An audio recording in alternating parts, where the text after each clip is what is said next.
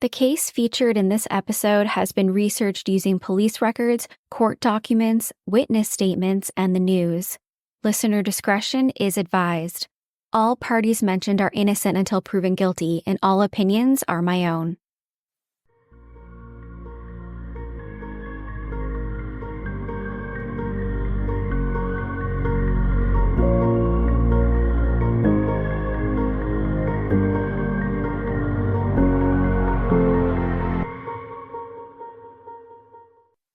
Hey everyone, my name is Nikki Young, and this is Serial Napper, the true crime podcast for naps. I'm back with another true crime story to lull you to sleep, or perhaps to give you nightmares. Tonight's story began on one of the most infamous television shows in history, The Jerry Springer Show, and it ended in tragedy. Nancy Campbell-Panitz wasn't the kind of person you would envision appearing on Springer. She was a quiet, mild-mannered single mother who preferred to stay out of the spotlight. However, when she was approached by the show for a chance to reunite with her ex-husband, Ralf Panitz, and his mistress live on national television, she believed that this was her chance to get Ralf back. However, when Nancy stepped on stage that day, the producers quickly made it clear what they really wanted: a spectacle. They weren't interested in reconciliation. They wanted a fight, loud, dramatic, and full of conflict in front of a live audience. Realizing the show wasn't the platform she'd hoped for, Nancy made a brave decision and walked off of the stage. What happened next would shock the world. Just weeks after filming, when the episode finally aired, Nancy Campbell-Panitz was brutally murdered by her ex-husband. Despite a restraining order granted just that day, Ralf went to her home and, in a fit of rage, he beat and strangled her to death. The murder of Nancy Campbell-Panitz became one of the most notorious tragedies connected to The Jerry Springer Show, a program known for pushing its guests into heated, often violent confrontations.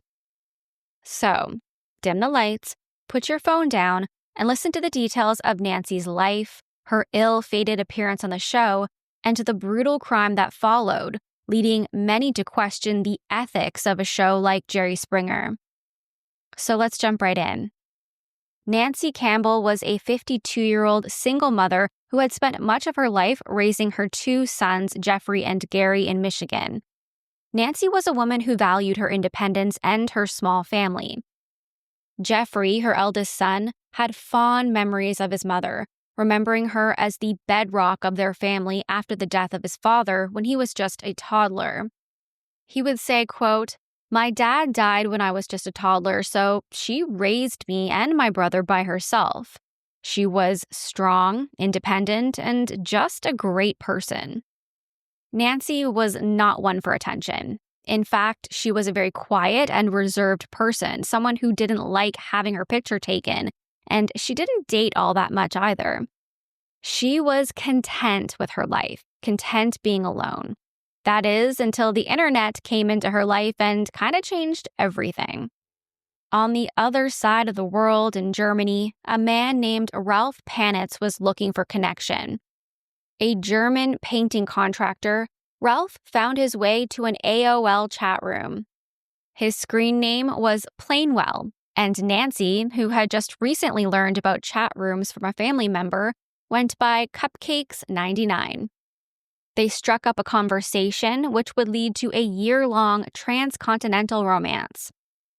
After months of chatting online, Ralf decided to make a big move. He left Germany and moved all the way to Michigan to marry Nancy in 1997. The couple was ready to start their life together, but this was just the beginning of a story that would unfold with shocking twists. Shortly after moving to Michigan, the couple relocated to Florida.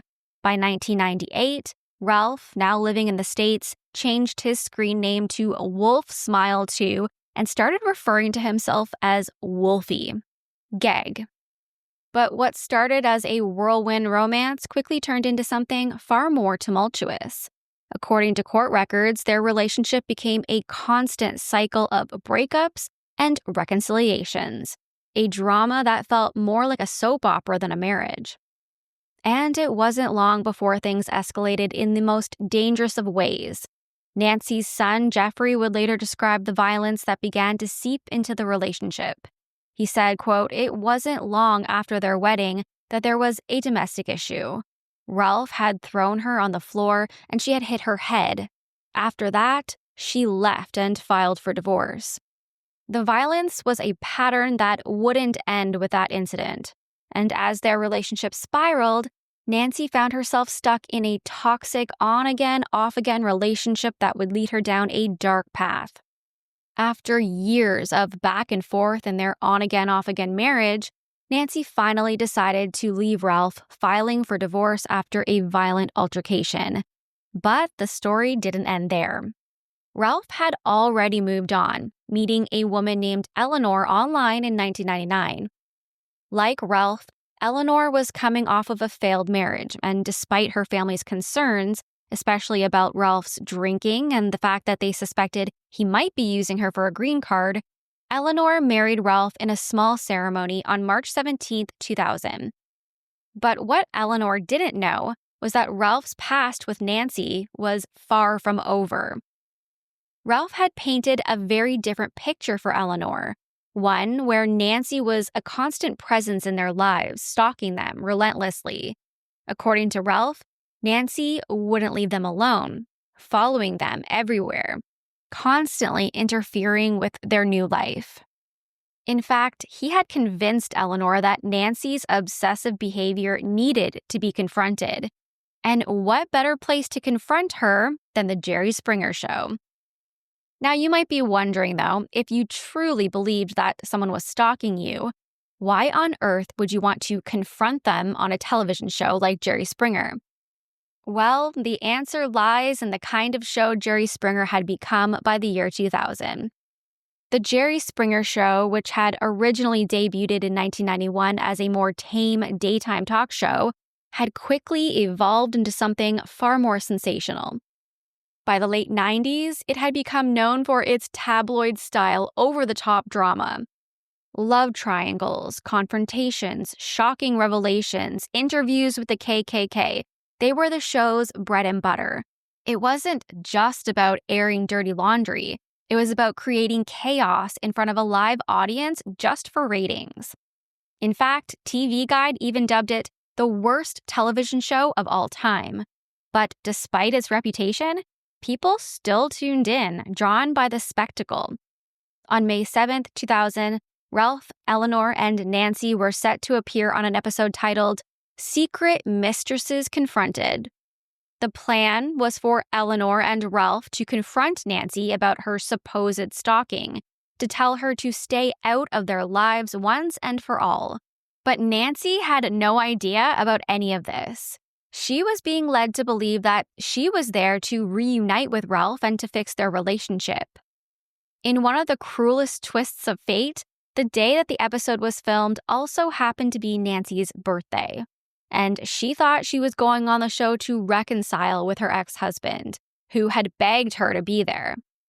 But little did she know, Ralph had orchestrated the entire thing, setting her up for a public confrontation that would soon turn deadly. When Nancy walked on stage that day, she thought she was there to work through her troubled relationship with her ex-husband, Ralf Panitz. But instead, she was thrust into a public spectacle, one that would leave her humiliated and emotionally broken. Nancy, who had been married to Ralph for just 15 months before divorcing, appeared on the show hoping to explain how she and Ralph were trying to restore their marriage. But the producers, in their quest for ratings, they had other plans.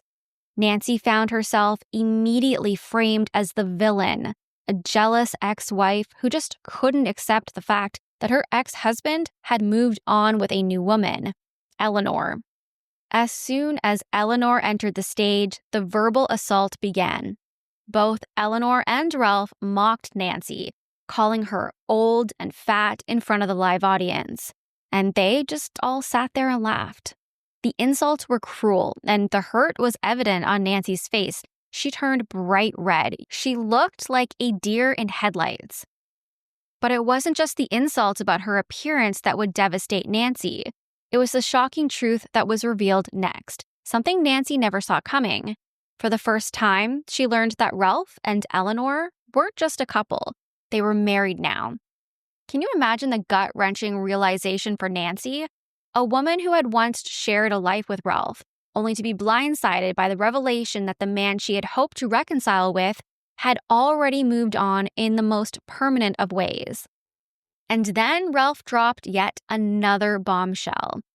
He admitted in the 2 nights leading up to the show, he had been sleeping with Nancy in her hotel room. He claimed it was all part of his plan to convince her to come on the show because if he didn't sleep with her, she might have backed out. He told her that he needed to do it to get her to agree. Can you even begin to process the level of betrayal that Nancy must have felt? Her ex-husband, the man she had once loved, had been playing her all along, sleeping with her, telling her they were going to work it out. And then he brought her on this stage only to completely devastate and humiliate her. And in a scene meant to break Nancy, the insults kept coming.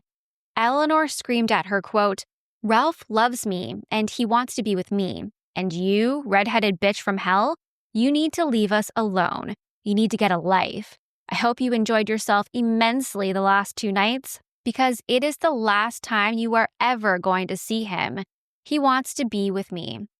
What is truly heartbreaking about this moment is that Nancy, instead of engaging in a fight or a verbal altercation, she made a painful decision to just simply walk off the stage. She didn't want to give them the satisfaction.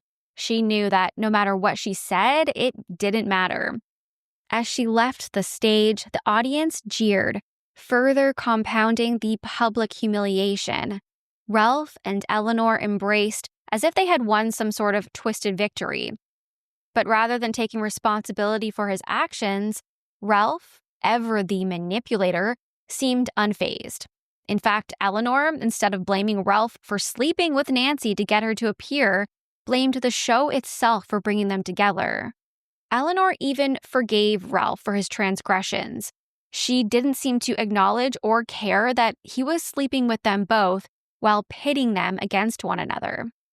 Behind the scenes, Nancy wasn't just facing the emotional fallout of being humiliated on TV. She was now faced with an impossible decision: return to the stage or risk being stranded in Chicago.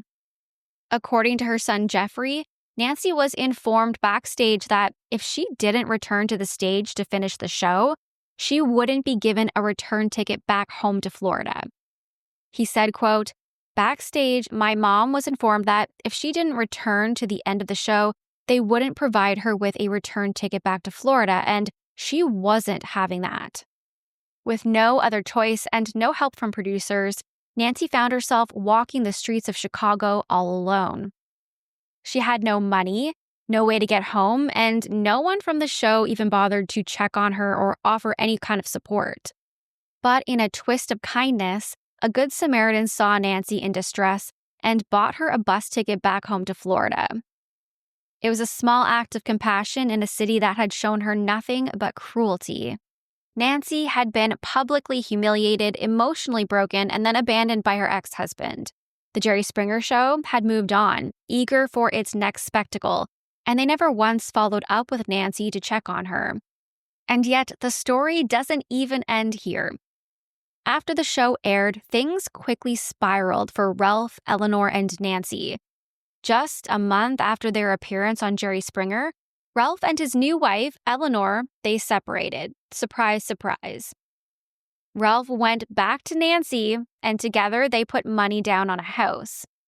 One of the biggest tragedies here is just how caught up in this man Nancy was. Despite being completely embarrassed by him and cheated on, Nancy took Ralph back. She saw it as a win in this tug of war with Eleanor over a disgusting pig of a man. But by early July, the same pattern of deceit began again. Ralph, never content with just one woman, started messaging Eleanor again, asking her to take him back. In his twisted game, he was playing both women, pitting them against each other, just as he always had. Ralph's manipulation took its toll on Nancy. She and Ralph broke up once again more, and just days later, Ralph moved Eleanor into the very home that he had shared with Nancy. Ralph's adult nephew, Marcus, also moved in with them. But in an odd twist, it's been reported that at one point, the three of them, Nancy, Ralph, and Eleanor, they had all been living together in that very same house for weeks. Allegedly, the police were having to show up at this home all the time to break up fights between the three of them, each claiming that Ralph was their man and that was their home. Imagine the tension, the resentment, the betrayal. It's a living nightmare, and it was about to get worse. On July 24th, 2000, Nancy, desperate for a sense of control over her life, took the brave step of going to court and ending this whole ordeal for good. She sought a restraining order against Ralph and demanded possession of the house that she had put money down on. Her testimony painted a chilling picture of their volatile and violent confrontations. According to court records, Ralph had taken Nancy's life savings, threatened her, and even physically assaulted her. She described how Ralph had chased her with a knife, body slammed her against walls, kicked her in the stomach, and gave her a concussion. The judge granted Nancy's request for both the restraining order and the possession of the house. On that very same day, as Nancy gained some control over her life, Ralph, Eleanor, and Ralph's nephew Marcus were ordered to vacate the house within 15 minutes. While Eleanor and Marcus packed up their belongings as quickly as they could, Ralph headed to a nearby bar. He was already seething from the court ruling, and it just so happened their episode from the Jerry Springer show was airing that day, and he'd have a chance to watch the broadcast at the bar. As Ralph sat there drinking, watching himself on TV, his rage began to build. He had already been consuming numerous alcoholic beverages. He had been drinking heavily, but the anger he felt while watching the show, it seemed to tip him over the edge. According to one patron who witnessed the scene, at one point Ralph leaned over and muttered, "I am going to kill her." This, of course, was in reference to Nancy, the very woman who had been trying to reclaim her life after all the turmoil he had put her through. Ralph's words were chilling, but no one knew just how quickly they would turn into a deadly reality. Ralph left the bar, his anger and alcohol-fueled rage clouding his judgment. He returned home where Eleanor and Marcus were still in the process of packing up their belongings. He laid down on the bed while they continued to pack, but soon a police car pulled up to the house with Nancy. They were there to take possession of the house. Because of the restraining order that had been granted, Ralph slipped out of the bedroom window while Eleanor and Marcus drove away with whatever they could fit in their car. The home now belonged to Nancy. She had won possession of the property. However, shortly after leaving the house, Eleanor would say that something began to nag at her, a gut feeling perhaps that something awful was about to happen. Her and Marcus decided that they would return to the house. They had a sense that Ralph might return home and do something terrible. They feared for Nancy's life. Ralph was drunk, angry, and currently unaccounted for. So they pulled back up to Nancy's home, and Marcus went up to the front door while Eleanor remained waiting in the car. Marcus knocked on the door, but no one answered. The door appeared to be locked and barricaded. So Marcus ran over to a neighbor's home and told him to call 911 because he thought that someone was possibly being killed in the home. He thought that Ralph was inside killing Nancy. According to Eleanor, she decided to circle the block a few times because she didn't want to be seen at the house when the police arrived. And that's when she says she spotted Ralph running down the street. She told him to get in the car, and they took off. Now, when police arrived at Nancy's home, they found Nancy on the kitchen floor. She had been beaten and strangled to death. She was in such bad condition that she was unrecognizable. It was a very bloody scene with a significant clue left behind. There were shoe print impressions left in the blood on the kitchen floor, as well as shoe prints on Nancy's face. In the print, a Skechers brand logo could be identified. Now they just needed to find who had been wearing that Skechers shoe. Nancy had been killed just hours after a judge granted her a restraining order against her ex-husband, Ralf. When authorities first arrived at Nancy Campbell-Panitz's home that fateful day, they found themselves in a race against time. They had no idea what they were walking into, but they knew one thing for sure. They needed to speak to Ralf immediately. He was the prime suspect. But what was unclear was whether Eleanor, his new wife, was an accomplice or if she was in fact being held hostage by Ralf. Either way, they knew that the two were together and they needed to find them. As law enforcement scrambled to locate Ralf and Eleanor, they issued a BOLO, be on the lookout alert.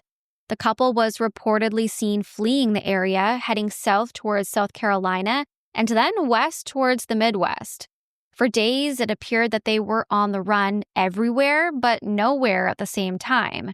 It was believed that eventually they were going to try to flee to Canada. The search spanned 4 days, but the authorities couldn't confirm their exact whereabouts. Eleanor, for her part, would later claim that she had no idea what had happened to Nancy. She said she thought that they were fleeing immigration officials, not the police. According to Eleanor, Ralf had convinced her that Nancy had called immigration on him, putting him at risk of being deported back to Germany. Eleanor said she believed Ralf was on the run from that threat, not from a murder investigation. She claimed that, at the time, she had no knowledge of Nancy's death. None at all. It wasn't until days later when her father called her to say that Nancy was dead, that she had been murdered. That's when the horrifying truth began to unfold. Ralf, on the other hand, insisted that he wasn't the one who killed Nancy. But his words, as always, were contradictory. He didn't know it yet, but his lies would be exposed when they would turn themselves into the police just 4 days later. The couple finally turned themselves in, but the details they didn't know, those small, damning details, would prove to be their undoing. Ralf was wearing the same pair of blue Skechers, the exact same shoes he had worn the night he murdered Nancy. The shoes matched the prints found in Nancy's blood and, horrifyingly, the ones on her face. Ralf was initially charged with first-degree murder, but in a stunning twist, that charge was later lowered to second-degree murder. What remained unclear, however, was Eleanor's involvement. She had been with Ralf the entire time, but she insisted she had no knowledge of the murder. As a result, Eleanor was held as a material witness, but no charges were brought against her. She continued to claim that she had nothing to do with Nancy's death. She also believed that Ralf was falsely accused. She couldn't face the truth that her darling husband had violently killed his ex-wife, Nancy. So, what happened that night? Was Ralf the sole perpetrator acting in a blind rage, or was Eleanor in some way complicit in this brutal crime? The authorities might not have had enough evidence to charge her, but the lingering questions about her role in Nancy's murder would follow her for years to come. In the end, Ralf Panitz was convicted of second-degree murder for the brutal killing of his ex-wife, Nancy. He was sentenced to life in prison without the possibility of parole, a fate that he will live with for the rest of his days. Today, Ralf remains behind bars, a man who manipulated, deceived, and ultimately killed, all while playing his victims against each other. Eleanor, despite everything that's happened, still stands by her man. She continues to support Ralf financially, visiting him every weekend in prison. She lives alone in a small trailer, holding on to the belief that Ralf did not receive a fair trial.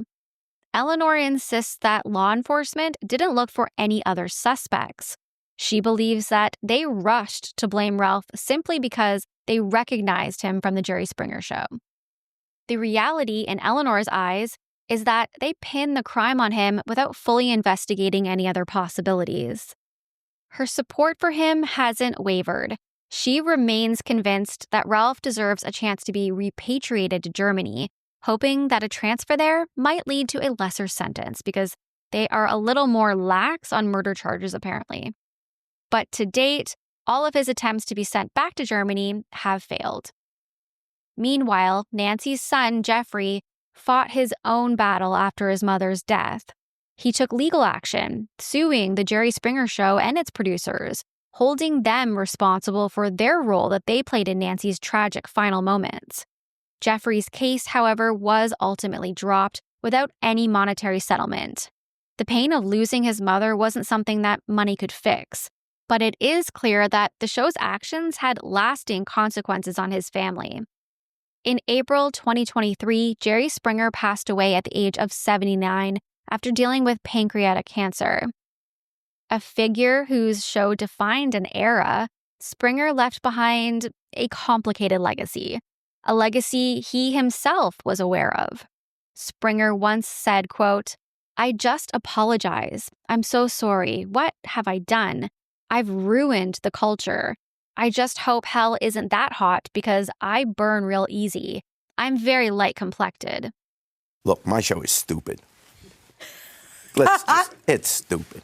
But it's fun to do. I enjoy it. People obviously like it, otherwise they wouldn't watch it. Why do you think it's stupid? Well, because it has no redeeming social value. It's an hour of escapism. But at least our show is reality. What we call reality shows today, it really isn't reality. And what I mean by that is it may be unscripted, but it's not reality. What you do is you create a situation that didn't normally exist. You put people on an island. You put strangers in a house. But you put people on a stage. But they you give are them some chairs to throw at each other. And that's, by the way, that's my answer. None of that's fake. Oh, it has to be real. The lawyers are all over it. The reactions may be embellished because they've seen the show 100 times. The audience is screaming, yelling, and you could put those same people on when Oprah had a show, and they would sit in their chairs and behave absolutely appropriately. But my question is, do you think that you paved the way at all for some of these staged reality TV shows? I am the father of the destruction of Western civilization. I have done that. His words, spoken with kind of a sense of remorse, reflect the weight of the damage that his show has caused, not just in the lives of its participants, but in the culture that embraced its chaos. The Jerry Springer Show was entertainment, but for Nancy Campbell-Panitz, it was much more than that. It was the beginning of her end.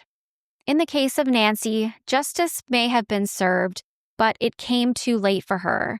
And for the people who loved her, it's a reminder of the human cost of exploitation, all in the name of ratings. That's it for me tonight. If you want to reach out, you can find me on Facebook at Serial Napper. You can find my audio on Apple or Spotify or wherever you listen to podcasts. I post all of my episodes in video format over on YouTube, so go check it out. And if you're watching on YouTube, I'd love if you can give me a thumbs up and subscribe. Every little bit helps. I'm also on Patreon, so if you'd like to get your Serial Napper episodes early and ad-free, hop on over and check it out at patreon.com/serialnapper. Until next time, sweet dreams, stay kind, especially in the comments. Bye.